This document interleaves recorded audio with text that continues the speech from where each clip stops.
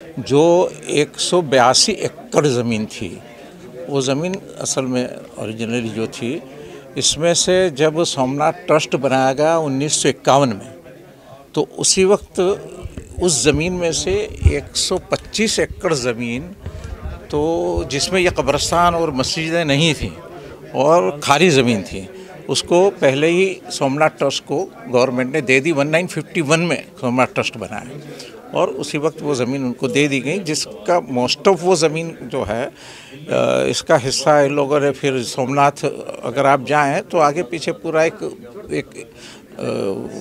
स्थल, यात्रा स्थल है, तो वो इसके पीछे ये सारी ज़मीनें उन्होंने तो वो कर दी। अब इसके बाद जो ज़मीन बची थी वो तकरीबन 61-62 एकड़ ज़मीन थी, जिसमें ये मस्जिदें भी थीं, दरगाहें भी थीं और ये पूरा यानी कब्रिस्तान था। इसको इन लोगों ने डिमोलिश किया और ये जो सर्वे नंबर में था वो 1851, 52, 53 सर्वे नंबर्स जो थे, इसमें सबसे ज़्यादा ज़मीन जो 53 सर्वे नंबर में थी, इसको इन लोगों ने तब्दील कर दिया, सर्वे नंबर तब्दील कर दिया और इसको सोमनाथ ट्रस्ट को 999 साल के लीज पर दे दिया। ये सब पहले कर दिया उन्होंने, जबकि एक तरफ इसकी पूरी ये ज़मीन के सिलसिले में वक्फ ट्रिब्यूनल में इसका केस चल रहा है, जिसकी तारीख कल भी है। और ये सब होने के बावजूद इन लोगों ने ये सब कार्रवाई कर दी और फिर मुसलमानों को बिल्कुल दबाकर, उनको अंधेरे में रखकर और इसको पूरा डिमोलिश कर दिया गया। ये हकीकत है। जमात ने कल, जैसे हमने कहा कि हमने वहाँ का दौरा किया, टूर किया, वहाँ गए, वहाँ पर सारे लोगों से मुलाकातें की और इस सिलसिले में जो कुछ भी लीगल कार्रवाई होनी चाहिए उस लीगल कार्रवाई हम लोग कर रहे हैं। और सुप्रीम कोर्ट में भी कुछ हो रहा है, हाई कोर्ट में भी हो रहा है, वक्त पीरियड में ऑलरेडी केसेस चल रहे हैं।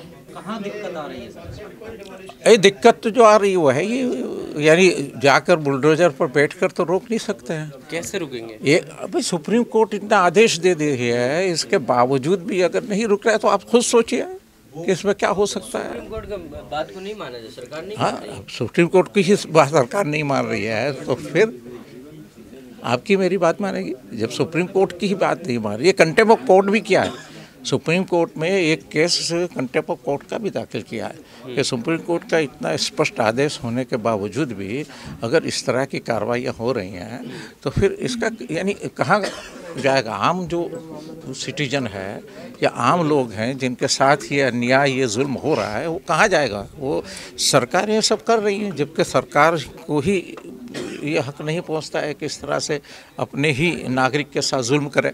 लेकिन इसके बाद अगर सुप्रीम कोर्ट में जाया जाता है, सुप्रीम कोर्ट कुछ एडवाइस देती हैं, सुप्रीम कोर्ट कुछ इस पर बात करती है और इसको भी नहीं माना जाता है, तो अब तो ये देखिए क्या है गवर्नमेंट का जो वो है, इसको हम सब लोग समझ सकते हैं। क्या रास्ता है कि आप लोग क्या कर सकते हैं? हम तो वही रास्ते पर जा रहे हैं जो लीगल रास्ता है। अब भी हैं, सुप्रीम कोर्ट में गए हैं, हम हाई कोर्ट में गए हैं, इसके अलावा क्या रास्ता?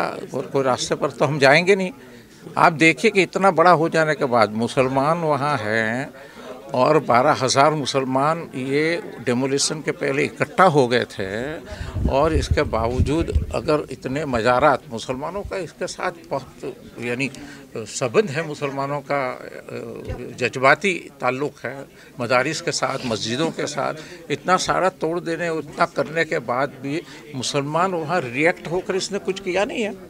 ये तो बहुत कुछ हो सकता था और इसके बाद बहुत बड़ा निशाना बनाया जा रहा है या वाकई में इनके डॉक्यूमेंट्स, कागज कमी है, कोई गड़बड़ है इन चीज़ों में? नहीं, डॉक्यूमेंट्स बिल्कुल क्लियर हैं। अब एंक्रोचमेंट आप कहेंगे जब, तो एंक्रोचमेंट तो हमारी आज़ादी के बाद का हो सकता है, एंक्रोचमेंट इसके पहले का कहाँ हो सकता है? ये तो 700 साल पुराना मामला है और वहाँ पर जो यानी स्टेट था, वो स्टेट जो था वो बाबी स्टेट था, वहाँ पर मुस्लिम नवाब था। तो ये 700 साल पहले का मामला है, वो नवाबी राज था और आज़ादी के बाद सब चेंज हुआ है, तो एंक्रोचमेंट कैसे हो सकता है? तो ऐसे लोग जो बार बार नफ़रत के बयान दे रहे हैं, ये इनके हौसले बढ़ रहे हैं बराबर, और ये बयान इसलिए आ रहे हैं एक के बाद एक ताकि पहले जो इन्होंने किया उस पर कोई कार्रवाई नहीं, पहले जो बयानात दिए लोगों ने उसके खिलाफ कार्रवाइयाँ नहीं हुई, दिखाने को छोटी मोटी जो है हिरासत में ले लिया, कुछ हल्की फुल्की धाराएं लगा के छोड़ दिया।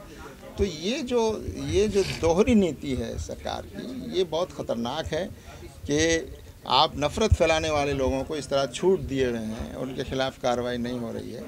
और इनको ये समझने की ज़रूरत है। आपके माध्यम से मैं ये बताना चाहता हूँ कि इससे खुद हिंदू धर्म की छवि जो है वो बिगड़ी है, और लोगों में भारत के बारे में जो तस्वीर दुनिया में जा रही है या दूसरे लोगों में, वो भारत की जो हमारी आपस में मिलजुल कर रहने की जो हमारी संस्कृति है उसको चोट पहुंची है और उसकी तस्वीर बिगड़ रही है।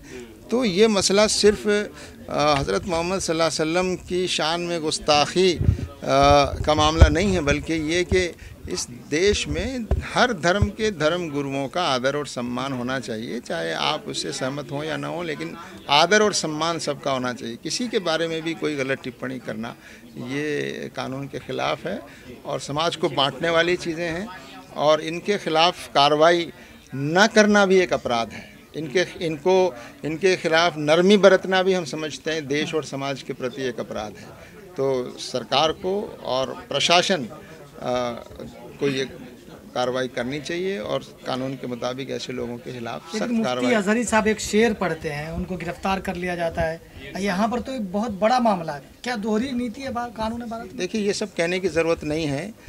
तो अगर लोगों के खिलाफ जिन लोगों के खिलाफ कार्रवाई होनी चाहिए उनके खिलाफ तो आप कार्रवाई करते नहीं, और किसी से अगर कोई छोटी सी चूक हो गई है और उस पर एक बड़ी कार्रवाई करते हैं, तो ये साफ बता रहा है कि ये जो नफ़रत का एजेंडा है इसको अगर सरकार रोकना चाहे तो ये रुक सकता है। सरकार अगर इसको रोकना चाहे तो ये रुक सकता है, और ये सरकार की जिम्मेदारी है कि ऐसे बयान देने वालों के खिलाफ सख्त कार्रवाई करें। योगी जी का भी हाल ही में स्टेटमेंट आया, उन्होंने कहा किसी भी तरीके से बर्दाश्त नहीं किया जाएगा किसी भी धर्म कम्युनिटी को लेकर, अगर किसी ने कोई। हाँ, तो बर्दाश्त ना करें, ये बताएं लोगों को कि बर्दाश्त नहीं कर रहे हैं आप। ऐसे लोगों को सख्त सज़ाएँ मिलनी चाहिए ना, सिर्फ बयान देने से बात नहीं होगी।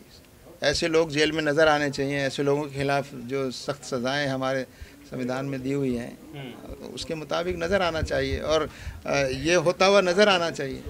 अगर ऐसा होता तो ये बयान दोबारा नहीं आते। अगर ये लोग बहुत पहले भी इनके ज़रिए बयानात आते रहे हैं, अगर पहले से जेल में होते तो कहाँ बयान दे पाते। और लोगों को ये मैसेज जाना चाहिए कि कोई भी बयान इस तरह का देगा या इस तरह नफ़रत फैलाएगा तो उसके खिलाफ़ कार्रवाई होगी।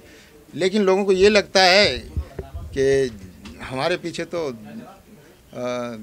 सरकार है या हमको तो बचाने वाले बहुत लोग हैं, तो इनको एक तरह से ये महसूस करते हैं कि इनको एक संरक्षण हासिल है। तो सरकार को ये बात गलत साबित करनी चाहिए कि इनको कोई संरक्षण हासिल है। लेकिन शुरुआत महापंचायत होने वाला है सर टासना में।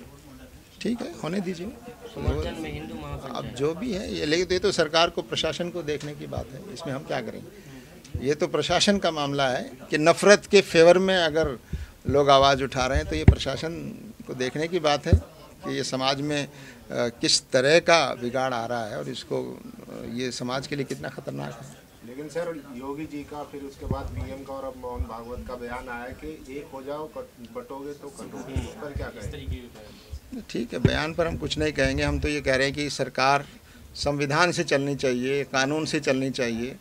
जो बयान देने वाले हैं हम नहीं जानते वो कौन लोग हैं, लेकिन ये कि प्रधानमंत्री हैं देश के, जी उनको वो प्रधानमंत्री संविधान की शपथ लेकर प्रधानमंत्री बने हैं। तो ये आप बताइए उनको कि संविधान से चलेगा देश, और अगर ऊंचे पदों पर बैठकर लोग इस तरह बांटने वाले बयान देंगे तो इस देश का भविष्य क्या होगा। आपकी तंजीम क्या कार्रवाई करेगी ऐसे लोगों के खिलाफ जो भड़काऊ भाषण देते हैं, भड़काऊ स्पीच देते हैं? हम तो आपकी तरह नागरिक हैं, हम तवज्जो दिलाएंगे। जो जहां लोग कार्रवाइयां कर रहे हैं कानूनी, वो कार्रवाइयां होंगी। असल काम तो सरकार को और प्रशासन को करने का है। अपराधियों को सज़ा देने का काम कोई संगठन का तो नहीं है। अपराधियों उस अपराध के बारे में लोगों को बताना, अपराध की संगीनी के बारे में लोगों को बताना, जनता को जागृत करना, सरकार का ध्यान आकर्षित करना, यही हम चीज़ कर सकते हैं। और आप जैसे मीडिया के लोगों के माध्यम से इस मसले को आप लोगों तक पहुंचाएं ताकि ये कितना देश के लिए ख़तरनाक है।